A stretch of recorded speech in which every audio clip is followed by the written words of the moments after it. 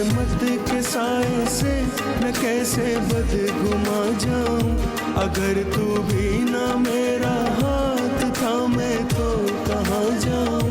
बस इतना सा करम कर दे मेरे मौला, ये दिल एहसास से भर दे मेरे मौला।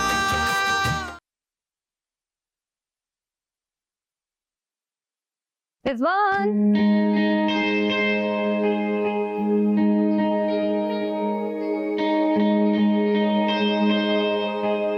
आ गई घर की याद खैर से तुम्हें?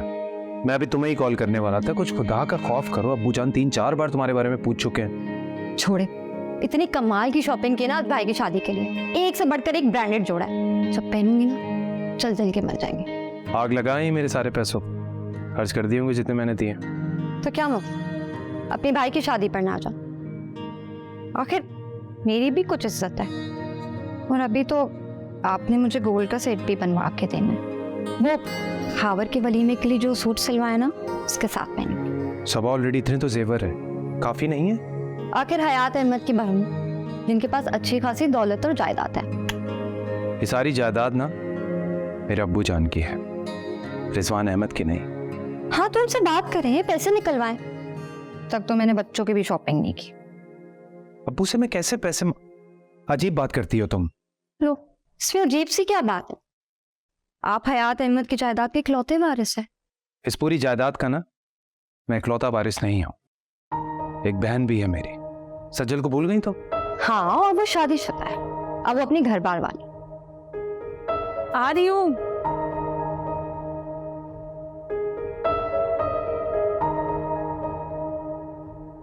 सोमा, तुम इतनी जल्दी कैसे आ गई?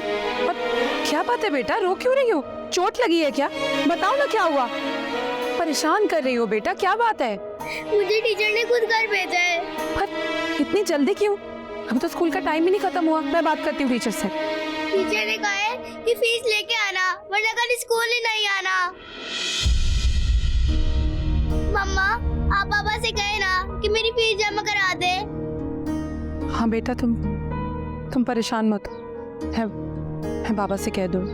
अच्छा जाओ, चलो आंसू पोंछो और जाके कपड़े बदल लो। हम तुम्हारे नाना के घर जा रहे हैं। हाँ, क्या हम फीस के पैसे लेने जा रहे हैं? अच्छा तुम जाओ, मैं आ रही। सबा बेटी, कहाँ बेटा? जल्दी से ठंडा पानी पिला दो, शदीद प्यास लगी है मुझे। जी लाई।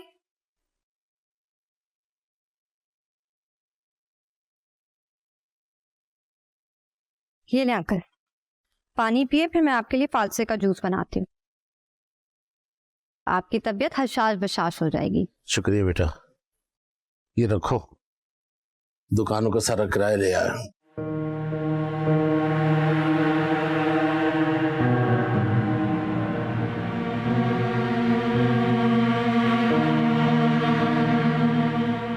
अंकल, मैं आपकी बहुत इज्जत करती हूँ, बिल्कुल मेरे बाबा की जगह है।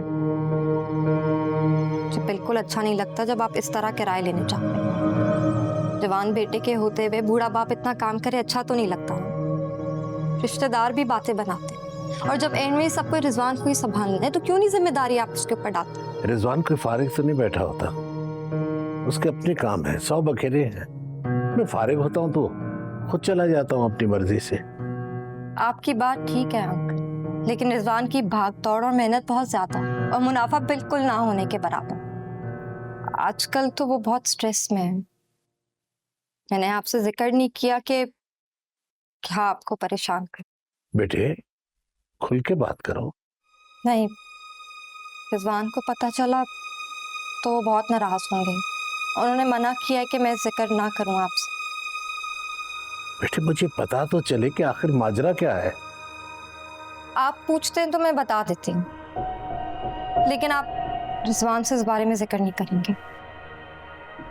रिजवान का जो पार्टनर है वो उन्हें धोखा देके दुबई भाग गया। इतना कुछ हो गया और रिजवान ने मुझे हवा तक नहीं लगने दी। सप्लायर्स उनके पीछे पड़े हैं, कह रहे हैं कि रकम वापस करो।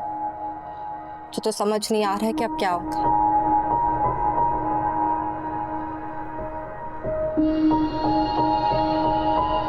कहाँ है रिजवान? इसी चक्कर में एक जगह किसी से मिलने का है, शायद कहीं से रिलीफ मिल जाए। वो जैसे ही आए उसे कहना कि मुझसे मिले, बहुत जरूरी बात करनी है मैंने। ठीक है, जाओ तुम। ये मैं साथ ले। हिफाजत से रखना बेटा।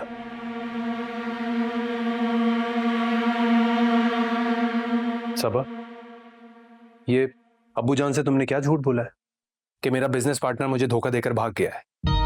तो वो तो शुक्र है कि बर वक्त मेरा दिमाग चल गया, वरना तुम्हारा ड्रामा पकड़ा जाता तो फिर क्या होता पता है? बड़े फायदे के लिए छोटे रिस्क तो लेने पड़ते हैं, और मैंने कुछ गलत तो नहीं कहा। अब अंकल को जायदाद आपने नाम कर देनी चाहिए।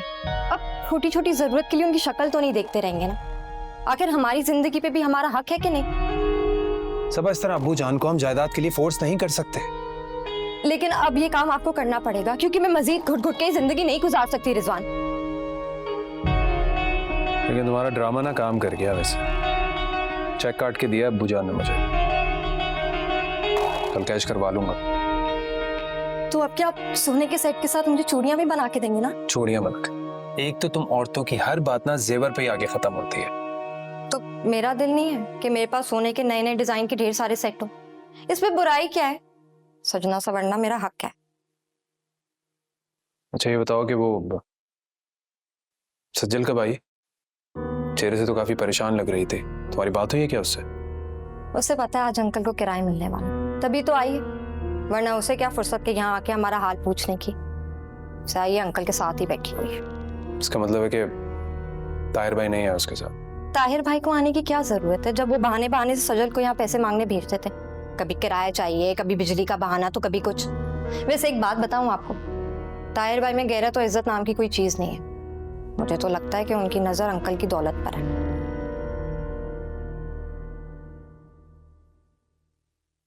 अकेली क्यों आई हो? ताहिर तुम्हारे साथ नहीं आया?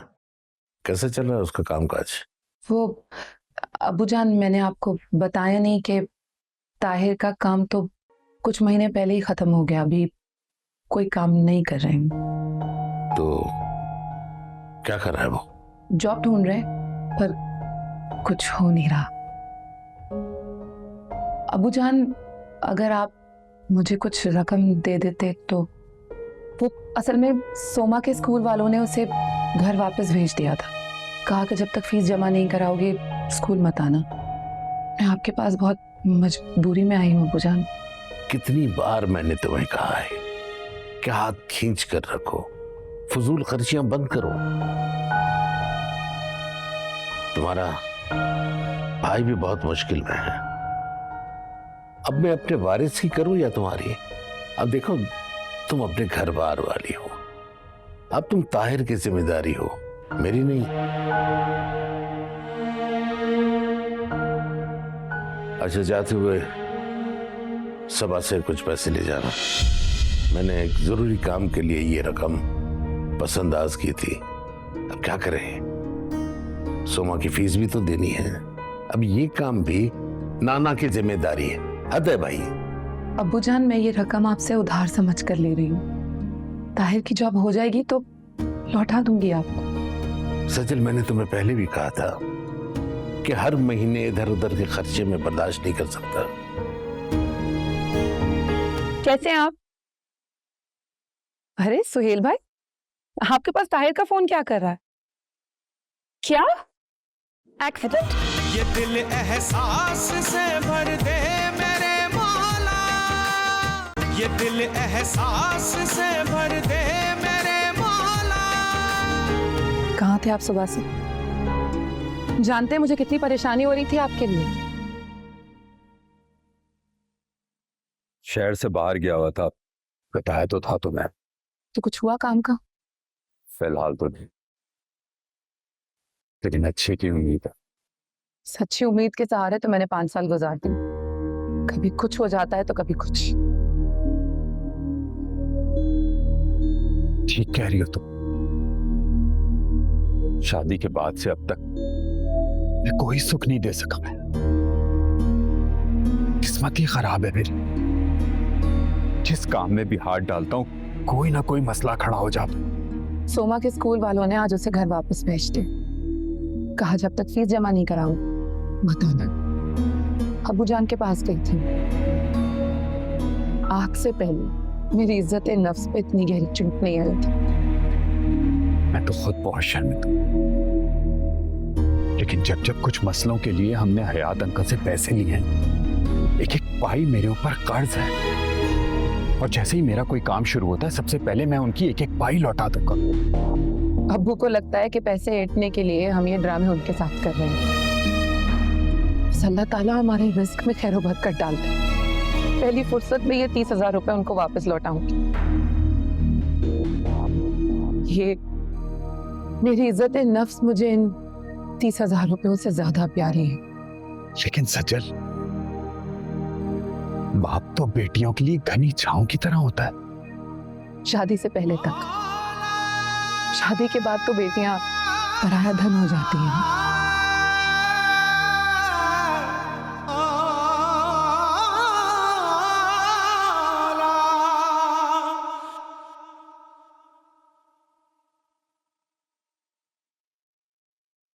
ये दरवाजा इस तरह क्यों बंद कर रहे हैं?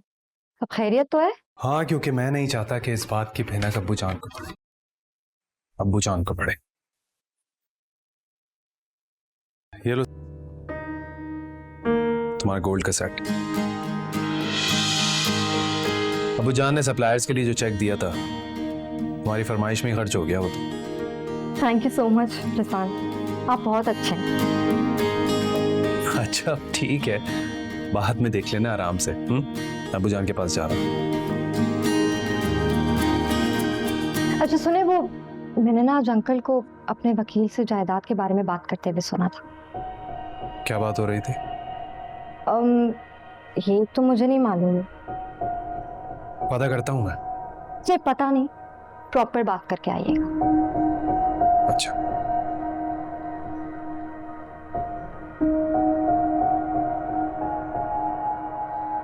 कारोबार तो सारा ठप हो गया, अब क्या करोगे? मेरा मतलब है कि आगे का क्या सोचा है? सोचना क्या अब्बू जान, जब हाथ में कुछ बचा ही नहीं। कभी सोचा भी नहीं था कि अपनी जरूरतें पूरी करने के लिए दोस्तों से उधार मांगना पड़ेगा। इंशाल्लाह मैं ऐसी नौबत नहीं आने दूंगा। क्या मतलब? बेटे मतलब ये कि मेरा जो धन दौलत है, जायदाद है, मकान है, दुकानें हैं, सब तुम्हारी तो है। मैंने वकील साहब से बात कर ली है। अब्बू जान साहब मेरा कैसे है? मेरा मतलब है कि सज्जर को कोई एतराज नहीं होगा। उसे भी तो आपसे कोई फायदा मिलने की उम्मीद होगी। कैसा फायदा? उसकी शादी पर जहेज की सूरत में मुझे जो कुछ देना दिलाना था वो मैं दे चुका, और जायदाद मेरी है, वो कौन होती है एतराज करने वाली? और फिर बेटे ही असल वारिस होते हैं। बेटियां तो पराया धन होती हैं, उन्हें जो कुछ भी दो वो बेगानों कहते चले जाता। लेकिन अब्बू जान, ताहिर भाई तो ससुराल की तरफ से जायदाद मिलने की आस पे हाथ रख के बैठे हैं। तुम फिक्र न करो, मैं देख लूंगा। मुझे अपनी फिक्र नहीं है, मुझे आपकी फिक्र है। अगर सज्जल और ताहिर भाई आपसे नाराज हो गए तो? मियां तुम छोड़ो इन बातों को। 1-2 दिन में मेरा वकील कागजात बना के ले आएगा, काम तो शुरू हो। ठीक है अब्बू जान, फिक्र न करो, अल्लाह बेहतर करेगा।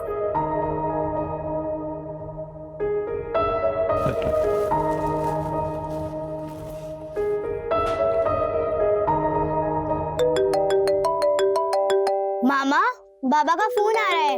अच्छा 1 मिनट, मैं देखती हूँ। उन्हें जॉब मिल गई होगी ना, उसी की खुशखबरी के लिए फोन कर रहे होंगे। फिर मैं बाबा से कहूंगी कि मुझे नया स्कूल बैग लेके दे। जरूर। हेलो जी ताहिर, कैसे हैं आप? अरे सुहेल भाई, आपके पास ताहिर का फोन क्या कर रहा है? क्या एक्सीडेंट? बेटे वकील साहब ने ये डॉक्यूमेंट्स भिजवा दिए। अब एक बार आराम से बैठकर ये सारे डॉक्यूमेंट्स पढ़ लेना, ठीक है? ठीक है। भाई अब वो क्या हुआ सज्जल? मैं कब से आप लोगों का फोन मिला रही हूँ पर मिल ही नहीं रहा था।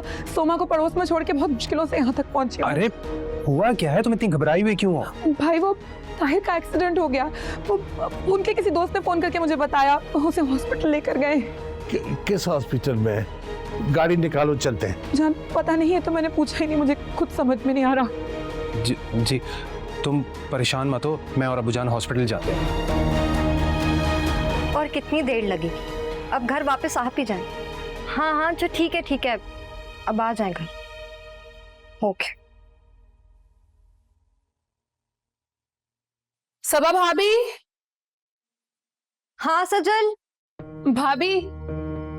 हाँ सजल। भाभी आप क्या प्लीज भाई को फोन कर देंगी अपने नंबर से? मेरे पास बैलेंस खत्म हो गया है। वो तो हॉस्पिटल में, और तुम तो जानती हो कि ताहिर भाई के लिए सारी भागदौड़ वही करे। अभी थोड़ी देर पहले बात हुई थी, कह रहे थे सब ठीक है। लेकिन ताहिर के एक दोस्त ने तो मुझे कहा कि उनकी टांग में फ्रैक्चर हो गया है और रीढ़ की हड्डी में भी काफी चोटें लगी हैं। शुक्र करो कि जान बच गई। और रही बात चोटों की, वो तो ठीक हो जाएंगी। मुझे बहुत परेशानी हो रही है। आप प्लीज रिजवान भाई से कह देना कि मुझे हॉस्पिटल ले जाएं। मुझे वहां जाना है और वो अब तक सोमा को भी नहीं लेकर है। अकेला रिजवान क्या क्या करे? हॉस्पिटल में ड्यूटियां दे, बच्चों की जिम्मेदारियां उठाए।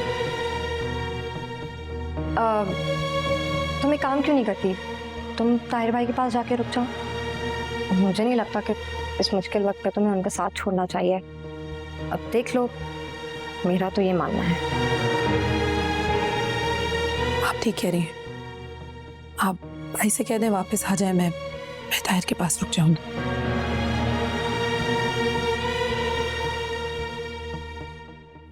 पता नहीं नजाबों से कब जान छूटेगी रिजवान की। बैलेंस नहीं है, कम ले। डॉक्टर ने कहा है कि 3 वॉल्व भी बंद है, ऊपर से ब्लड प्रेशर और शुगर भी हाई। ये तो बहुत अफसोसनाक बात है।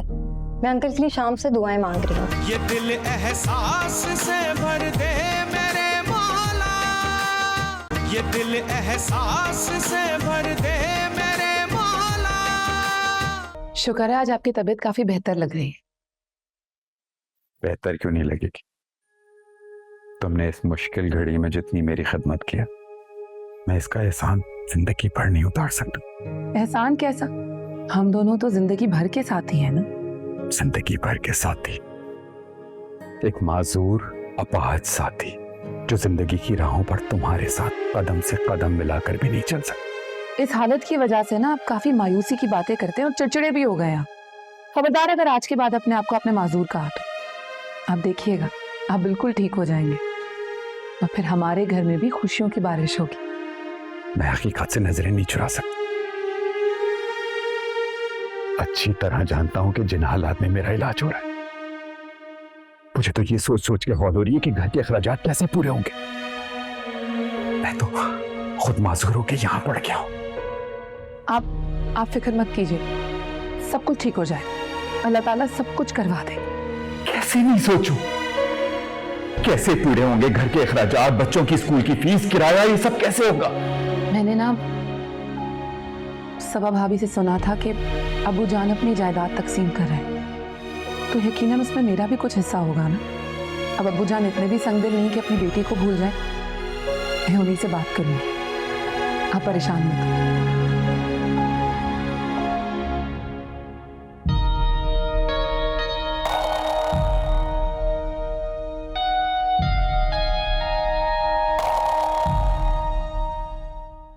ये ले अंकल, ट्राई करें। क्या ये? हलवा। हलवा? तुम्हें पता भी है डॉक्टर ने मुझे मीठा खाने से सख्ती से मना किया है। क्यों खामखा ज़हमत की बेटा? जब मैंने इतनी मेहनत कर ली है तो अब तो आपको ये हलवा खाना पड़ेगा। चलो फिलहाल बस दो। अस्सलाम वालेकुम। अरे सजल, बहुत लंबी उम्र है तुम्हारी। अंकल कल ही तुम्हारा बहुत पूछ रहे थे वाले और मेरा इरादा था कि रिजवान के साथ तुम्हारे घर चक्कर लगाऊं। बैठो बैठो बैठो बैठो बैठो हाँ बस वो भाभी क्या करूं, ताहिर को हर वक्त मेरी देखभाल की जरूरत होती है। उन्हें अकेला छोड़कर कहीं आ जा नहीं सकती, बस इसीलिए। अच्छी बात है बेटा, ताहिर का खास ख्याल रखा करो। बेटे मैंने तुम्हें एक सज्जल को देने के लिए अमानत दी थी, वो तो ले आओ बेटा। जी अभी लाई। लो हलवा खाओ, तुम्हारी भाभी ने बनाया है, इसके हाथ में तुम्हारी अम्मी जैसा स्वाद है, उन्हीं से तो सीखा था सब कुछ। आपको तो मना है ना? नहीं मुझे मना है, खा नहीं सकता, खिला तो सकता हूँ ना। ये ले अंकल। शुक्रिया बेटा, ये लो। ये 5 लाख रुपए। ये किस लिए अब्बू जान? ये मेरी तरफ से तोहफा समझ के रख लो, काम आएंगे। तुम्हें मालूम होगा कि मैंने सारी जायदाद रिजवान के नाम कर दी है, क्योंकि वारिस तो बेटे ही होते हैं। मैं तुम्हें पढ़ाया लिखाया, अच्छा जहेज देकर धूमधाम से शादी की, बस इसके बाद मेरी जिम्मेदारी खत्म। मुझे उम्मीद है कि तुम्हें इसमें कोई एतराज नहीं होगा। अगर आप बुरा ना माने अब्बू जान तो ये रख लीजिए, मुझे कोई एतराज नहीं होगा। बस यहाँ पर भाई मुझसे नाराज मत होइएगा और इस घर के दरवाजे मेरे लिए बंद मत कीजिएगा। बेटियां जरूर पराया धन होती हैं, लेकिन उनके लिए बाप और भाई का सहारा ही बहुत बड़ी बात होती है। ऐसा कभी नहीं होगा। क्या बात है, बहुत चुप हो। जब से आई हो कुछ उलझी उलझी लग रही है। नहीं, पहले उलझी हुई थी, अब सारी उलझने खत्म हो गई, क्योंकि अब्बू जान ने अपनी जायदाद रिजवान भाई के नाम कर दी है। जाहिर है उनके वारिस हैं, मैं बेटी हूँ, पराया धन हूँ। अच्छा, तुम इन बातों को अपने दिमाग पर मत सवार करो। तुम्हारे लिए एक अच्छी खबर है। आज मेरी एक दोस्त से बात हुई और उसने मुझे मशवरा दिया है कि मैं घर बैठे ऑनलाइन बगैर किसी इन्वेस्टमेंट के अपना रोजगार कमा सकता हूँ। वाकई मैं भी तालीम याफ्ता हूँ ताहिर, मैं भी आपका साथ दे सकती हूँ। मुझे बस यही चाहिए। अच्छा ताहिर, आपसे एक दरख्वास्त करनी थी। अगर मैं ना रहूं या मुझे कुछ हो जाए ना, तो सोमा को कभी ये एहसास मत दिलाइएगा कि वो पराया धन है। कैसी बातें कर रही हो? जानती भी हो तुम्हारे दम से मेरा ये मकान घर है। प्लीज फिर कभी ये बात अपनी मुंह से मत निकालना। नहीं निकालूंगी, पर प्लीज मुझसे ये वादा कर दें कि सोमा की शादी के बाद भी आपसे यही मोहब्बत और शफकत देंगे, अपने होने का एतबार दिलाएंगे उसे। क्योंकि जब माएँ नहीं रहती ना, तो बेटियों को बाप की मोहब्बत और एतबार की ज्यादा जरूरत होती है। अंकल आपको पता है ना, रात में आपको भी मेहंदी पर। अंकल क्या हुआ है आपकी तबीयत को? रिजवान को बुला, मुझे हॉस्पिटल ले चले। आपकी तबीयत ठीक तो है? मेरे सीने में शदीद तकलीफ हो रही बेटा। मैं अभी वो नंबर लाती हूँ। जल्दी बेटा, जल्दी। या अल्लाह। हाँ क्या हुआ है? आप अभी तक क्यों नहीं आए? और अंकल की तबीयत कैसी है? सब अबू जान का ट्रीटमेंट चल रहा है, मैं अभी मेडिसिन लेने के लिए निकला हूँ। तो क्या डॉक्टर्स उनको आज डिस्चार्ज नहीं करेंगे? नहीं यार, क्योंकि उन्हें हार्ट अटैक हुआ है। डॉक्टर ने कहा है कि 3 वॉल भी बंद है, ऊपर से ब्लड प्रेशर और शुगर भी हाई। ये तो बहुत अफसोसनाक बात है। मैं अंकल के लिए शाम से दुआएं मांग रही हूँ। अच्छा सुने, वो अम्मी पूछ रही थी कि हम लोग मेहंदी पे कब तक जाएंगे।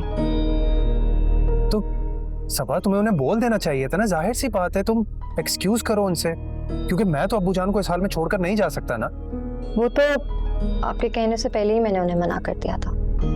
चले, मैं बाद में फोन करती हूँ। ठीक है। क्या मुसीबत है, पिया जी बीमार होना था। मैं तो जाऊंगी, चाहे कुछ भी हो जाए। भाई हाँ,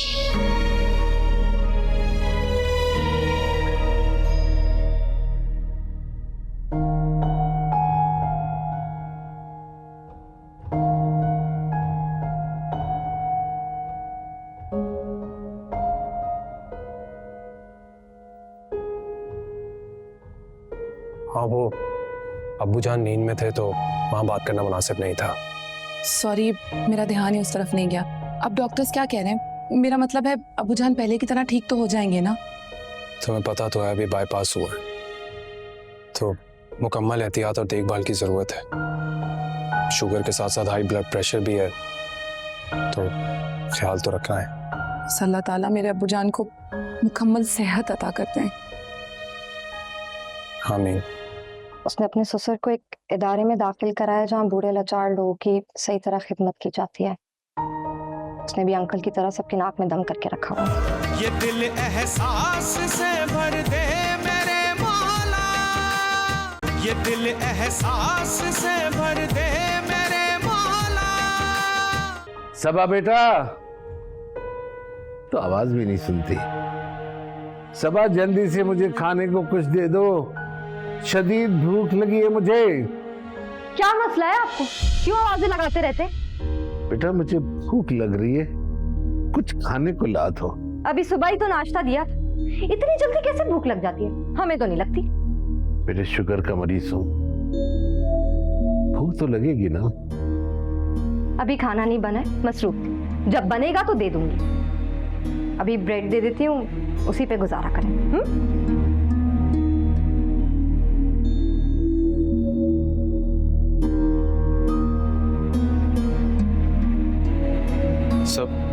सबा, ये क्या सुन रहा हूं मैं? क्या अबू जान ने तुमसे खाने का कहा और तुमने बदतमीजी से 2 स्लाइसेस उन्हें पकड़ा दिए? अंकल ने कहा है आपसे ये सब कुछ। हद होती है झूठ बोलने की और इल्जाम तराशी की। इतना ख्याल रखती हूँ उनका मैं। खौफे खुदा नहीं है कि आपके अब्बू के अंदर? जब से बीमार हुए बच्चों की तरह उनका ख्याल रखती हूँ, 3 वक्त का ताजा खाना बनाकर देती हूँ। हद होती, कितना झूठ बोलेंगे। पता है क्या, अब ना मेरी बस हो गई है रोज रोज की चिक-चिक से। मैं अब अपने घर चली जाती हूँ। मेरे घर वाले अभी जिंदा मरे नहीं हैं। सबा ये क्या कर रही हो तुम? अच्छा छोड़ो, उठो इधर। अच्छा मेरी बात सुनो, इधर बैठो। इस तरह जरा सी बात पर जज्बाती नहीं होते सबा। मैं समझाऊंगा अबू जान को। ये इतनी सी बात नहीं है रिजवी। बढ़ के खिदमतें करो और बदले में क्या मिले? इल्जामात। आपको पता है आपके अब्बू हर आएगा इससे क्या कहते हैं? कि मैं उन्हें वक्त पे खाना नहीं देती, उन्हें पूछती नहीं, उनका ख्याल नहीं रखती। जितना मैं उनका ख्याल रखती हूँ, उनकी सगी बेटी सजल भी नहीं रखती। समझता हूँ तुम्हारी बात को, ठीक कह रही हो तुम, लेकिन अबू जान वो भी तो अपनी तबीयत की वजह से चिड़चिड़ से हो गए हैं। बस अब मुझसे और नहीं बर्दाश्त हो सकता है। बढ़ के खिदमतें करो और बदले में जूते भी हम खाएं। मैं अपने बच्चों के साथ इस माहौल में नहीं रह सकती। अंकल खुद तो बीमार है, ज़हनी तौर पे मुझे और मेरे बच्चों को भी करता। मैं यहाँ नहीं। सब मैं तुम्हें और बच्चों को कहीं जाने नहीं दूंगा, समझी तुम? तो फिर अंकल को कहीं भेज देना। सजल भी तो उनकी बेटी है, उसका भी कुछ फर्ज बनता है कि नहीं? सब कुछ हम करें और जूते भी हम करें। क्या करूं फिर मैं? बताओ फिर क्या करूं? एक बात बोलूं तो बुरा तो नहीं मानेंगे? हाँ बोलो। मेरी दोस्त आफरा, आपको याद होगी, जो मेरे साथ कॉलेज में पढ़ती थी। हाँ। उसने अपने ससुर को एक इदारे में दाखिल कराया जहाँ बूढ़े लाचार लोगों की सही तरह खिदमत की जाती है। उसने भी अंकल की तरह सबकी नाक में दम करके रखा हुआ था। अबू जान, जब से आप इस तरह बीमार पड़े हैं, मेरे लिए बहुत मुश्किल पेश आ गई है। और वो सबा को देखें ना, दिन रात आपकी खिदमत में लगी रहती है, और आप हैं कि उससे नाखुश हैं। कह रहे थे मुझे मेरा अपना बेटा, बाप की बात भी यकीन नहीं कर रहा। उस लड़की का मेरे साथ सलूक जानवरों जैसा है। दोपहर का खाना शाम 4-5 बजे मेरे सामने डाल दिया जाता है, और ये मेरे कमरे का हाल देखो, ऐसा होता था। सब समझता हूँ, बेवकूफ नहीं हूं। मेरी इतनी बार आवाजें देने पर भी सबा मेरी बात नहीं सुनती है। परसों पानी के लिए आवाज देता रहा क्योंकि मेरे जग में पानी नहीं था। ये उसने नहीं सुनी, नहीं आई। फिर लाचार मुझे पानी लेने के लिए किचन जाना पड़ा, पर वहां स्लिप हो गया। अबूजान, मैंने आपके सारे मसलों का हल तलाश कर लिया है। कल मैं आपको ऐसी जगह लेकर जा रहा हूँ जहाँ पर और भी आप जैसे अफराद हैं। वैसे भी अकेले रहते हैं आप यहाँ पर, वहाँ पे वो सब होंगे तो आपको अकेलापन फील नहीं होगा। समझ गया मैं। तो मुझे ऐसी जगह छोड़ने जा रहे हो जहाँ मेरे जैसे और भी बूढ़े लोग, लाचार और मजबूर लोग रहते हैं, जिन्हें अपनी औलाद अपने साथ रखना पसंद नहीं करती। क्योंकि अब मैं नाकारा हो चुका हूं। नाकारा चीजों का कर भी क्या काम। अबूजान, ऐसी कोई बात नहीं है। ट्रस्ट में आपका बहुत अच्छे तरीके से ख्याल रखा जाएगा। वहां पर आप बहुत अच्छा महसूस करेंगे। जब अपनी औलाद, अपना बेटा बाप से जान छुड़ाना चाहे तो फिर मैं क्या अच्छा महसूस करूं। तुम फिक्र न करो, मैं खुद ही चले जाऊंगा। मेरे गुनाह ज़्यादा है या तेरी रहमत करीम, तू ही बता दे करके हिसाब।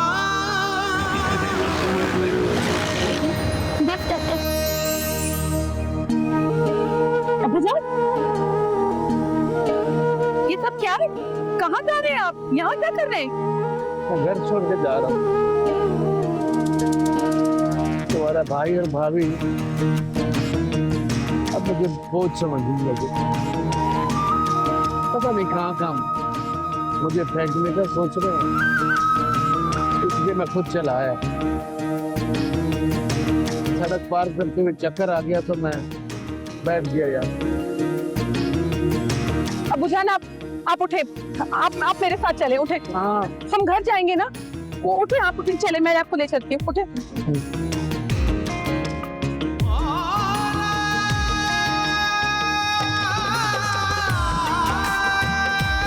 अबूजान, थोड़ा सा और पी ले।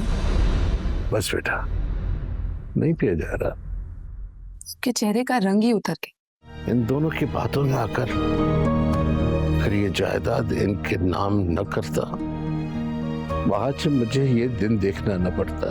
ये दिल एहसास से भर दे मेरे मौला, ये दिल एहसास से भर दे मेरे मौला। तभी तो इस तरह आप रोड पर बेहोश हो गए थे।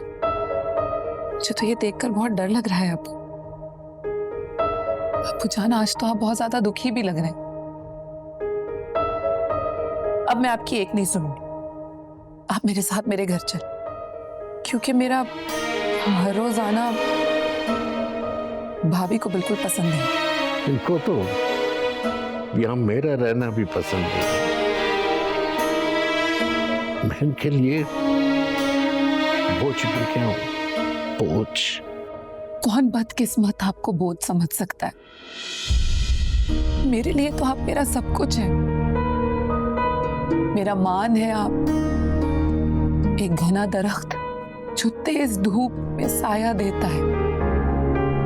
मैं आपसे बहुत प्यार करती हूँ अबूजान। आप मेरे साथ चलें। मैं अपने साथ आपको लेकर ही जाऊंगी आज। मेरे लिए मेरी खुशकिस्मती होगी अगर आप मेरे साथ रहेंगे। भाई, बैग रहने दे, इसे मैं खुद उठा लूंगी, क्योंकि अब अबूजान मेरे साथ रहेंगे। मुझे तो ये सोचकर खुशी हो रही है कि अब्बू जान के आ जाने से मेरे घर में न जाने कितनी रहमतें नाज़िल होंगी। अब आपको और भाभी को अब्बू जान परेशान नहीं करेंगे, बार बार आवाजें भी नहीं देंगे। मैं ले जा रही हूँ अब्बू जान को अपने साथ। सजल, गलती हो गई। खुद अपने हाथ से अपने पैर पे कुल्हाड़ी मारती। इन दोनों की बातों में आकर अगर ये जायदाद इनके नाम न करता, आज मुझे ये दिन देखना न पड़ता।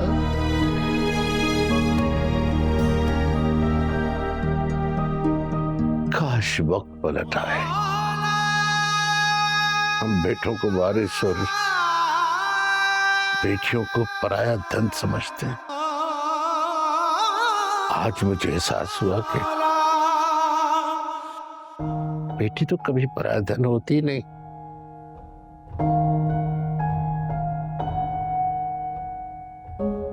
तुम पराया था, तुम जो शादी करते ही बदल गए।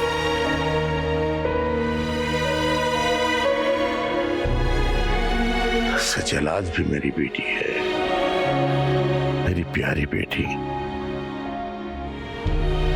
हालांकि मैंने इसके साथ अच्छा नहीं किया, बहुत जुल्म किया, नाइंसाफी की। जायदाद में इसका जो जायज हक था नहीं थी, ऐसे महरूम रखा इससे। सिर्फ तुम्हारी वजह से। अब्बू जान, मुझे आपकी जायदाद में से कुछ नहीं चाहिए। मेरे लिए तो यही बहुत है कि आप मेरे साथ हैं। बस अपना ये हाथ मेरे सर पर रख दें, क्योंकि यही एक बेटी का मान होता है, यही एक बेटी की ताकत भी। मुझे और कुछ नहीं चाहिए। मुझे माफ कर दो बेटा। अब्बू जान, मैं बहुत शर्मिंदा हूँ। अब्बू जान प्लीज, मैं बहुत शर्मिंदा हूँ, मुझे माफ कर दे। सजल, माफ कर दो मुझे प्लीज। नहीं भाई, अंकल प्लीज मुझे भी माफ कर। मैं बहुत शर्मिंदा हूँ। आप बड़े हैं, आपका ज़र्फ भी बड़ा है। मैं छोटी कम अकल हो गई ना गलती, माफ करते हैं। अब आप यहीं रहेंगे हमारे साथ। बोले ना रिजवाना। आप कहीं नहीं जाएंगे, हमसे दूर कहीं नहीं जाएंगे।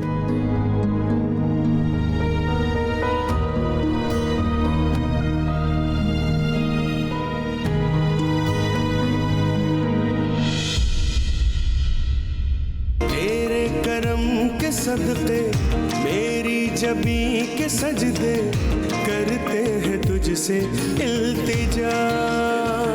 तेरा साइल खड़ा है, अर्जियां लेके आया है।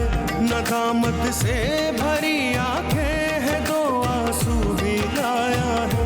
बस इतना सा करम कर दे मेरे मौला, ये दिल एहसास से भर दे।